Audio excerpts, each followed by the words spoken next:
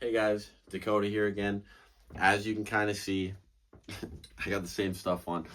I just made the top roll video. I'm continuing into the hook version of that. 3 reasons why your hook is failing. Now, if you watched my last video, which I hope you did, I would recommend doing it because I'm going to go over a few things that I explained in that last video to kind of play off of this. A perfect top roll, I explained it to you guys. You're getting up high, top, roll, the basics of it. Hook, I think of your hand as like a fish hook, and you're hooking in and you're getting that hook set in. So it's obviously very different than a top roll, but I'll go over the basics of a hook, same as the last video, and then I'm going to explain some things, 3 things, why your hook is failing. Now, when you top roll, high, over, when you hook, there's high hook and low hook, but for the most part, you're still fighting for height in a way, but you're not doing it exactly the same. And you're cupping your wrist. You know, a lot of top rollers, they show that spectrum of top roll and hook leads to press, and top roll leads to kind of king's move. Whereas a king's move, you're not really cupped as much, you're more out kicking back, whereas everything hook-wise is cup focused, in my opinion. Some people may disagree with me, but this is how I view it. Take with it what you will from this, guys, and if you don't agree, that's completely fine. If you learn one thing from this video, I'm super happy. Please subscribe as well. But yeah, so when you're hooking, you're supinating a little bit, not too much, cupping inwards, and you're getting that wrist kind of fish hooked in there. And then some people are very shoulder driven, me not as much. I'm more of a drag and lock into place when I'm trying to get that hook in. But you can still get pronate. You can still pronate, supinate in the hook, work on advantages. But for this, we're just talking setup. So again, if a top roller is trying to, and I'm gonna talk like we're going against a top roller here, because if you're pulling another hooker, you're probably gonna get to the hook. And for this, I'm talking about why your hook's failing, which means you don't even really get it in the setup. The last step I cover is against another hooker, but it's more for advantages. So the first thing is, I'll say you're not strong enough, but I said that in the last video too. That applies for this. The first thing is usually you're letting the top roller get too far out on you because of lacking of setup. Now you watch me pull Ryan Boussier. Watch me pull pretty much anyone who hooks. You can see the classic top roll hooker battle. And what you'll usually see happen is they're trying to get as much wrap around me as they can. They're not always lifting their elbow, but they're moving their elbow, wrapping. And I'm not trying to not give them that. Again, it's a fight in the setup. But the reality is, guys, is if you get someone get too far out where you're holding on to them like this and they can roll you over, rather than if you get a wrap and you get them like this and you control the hand in a way. Hand control is always so important, guys, no matter what you're doing. But you need to really fight in that setup to get a wrap so that you're able to get that cup and work from there. Pretty straightforward. I'm not a pro hooker by no means. I feel like I can go over this better from a talking of countering a top roll perspective, because I just think of people trying to counter me. Now, another way that you're, so we've talked about getting the cup in, if it's failing, if you give too much. Another reason I think your hook may fail is not because you're not getting as much of a wrap, but because you're letting your opponent get that really high top roll setup that they want. Even if they're like this and you're kind of still grabbing here, in order to set a hook, you need to roll over so much and they're so high on you.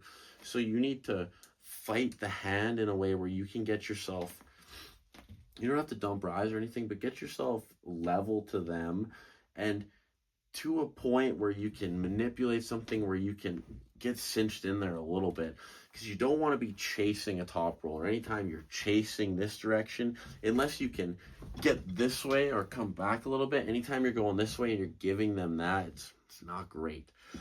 So you just want to really manipulate in a way where you can talk to the referees, you can get the opponent, sometimes even rest grip may be better, but you don't want them set up like this. Rest grip, a lot of the times, they bring the elbows back for level webbing. That can be a real advantage for a hooker, especially against someone who's like this, because that brings things kind of back where the lower their arm angle is, the easier it is for you to get on top of it. And as that hook base, if you're like this and they're in this position, whether they're trying to top roll or come into a hook, you're on top of them and their knuckles are pointed to the roof. Anytime your knuckles are not and theirs are, you're at an advantage. So keep that in mind with your setup. And yeah, don't let them get high where you can't even activate your hook. Because odds are, if you really like to pull on the hook and they're trying to stay out of it, once you get them there, you will beat them.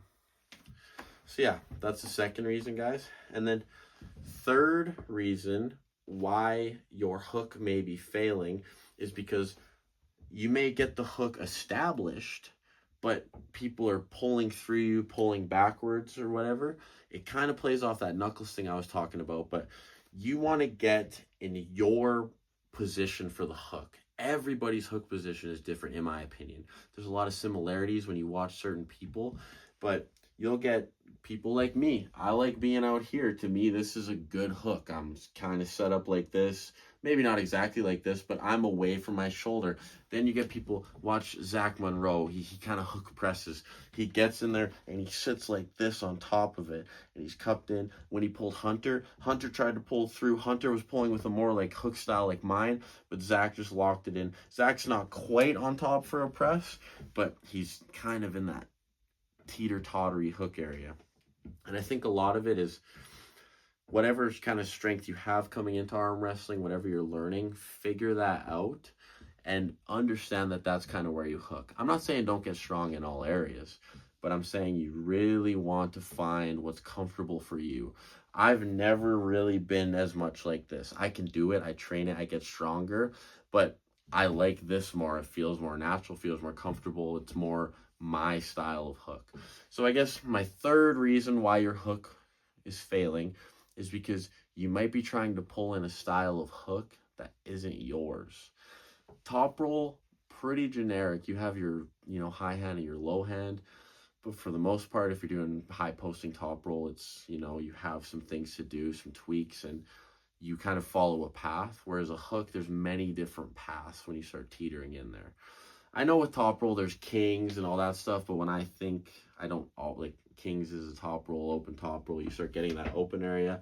But for a winning top roll, you have one path. For a winning hook, you have lots of paths. Most top rollers are winning like this. Hookers can be winning like this, can be winning like this, winning like this, winning like this. They can be winning like, they get to that top roll hooker. Like there's a bunch of different paths there. Find your path, work on it, lots of repetitions. But again, guys, those are my big things for your hook.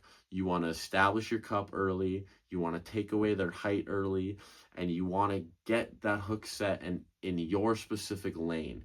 Anytime you're giving them their lane, you want to be on your side in your lane where you're comfortable with it. And a little additional thing I want to say is work on your frame with the hook, guys. A lot of people who like to get those hook stops, watch old Devin pull. He puts his frame on the line and he tests it out. And, a top roll, you're risking biceps a little bit and stuff, but that's why a lot of people prefer top roll over hook. Because hook are them grit people, putting it on the line, break my arm, tear my tendon, and things like that. And I find it very respectable. I love people who pull on the hook like that, but there are dangers to it. So slowly develop that frame, develop those elbows, and go from there, guys. But yeah, I appreciate this kind of little series I'm doing. I don't really know much about the press, but I might dabble into why your press may be failing just because I know how to counter some press pullers. But I hope you guys enjoy this video, and I'll see you on the next one. Take care.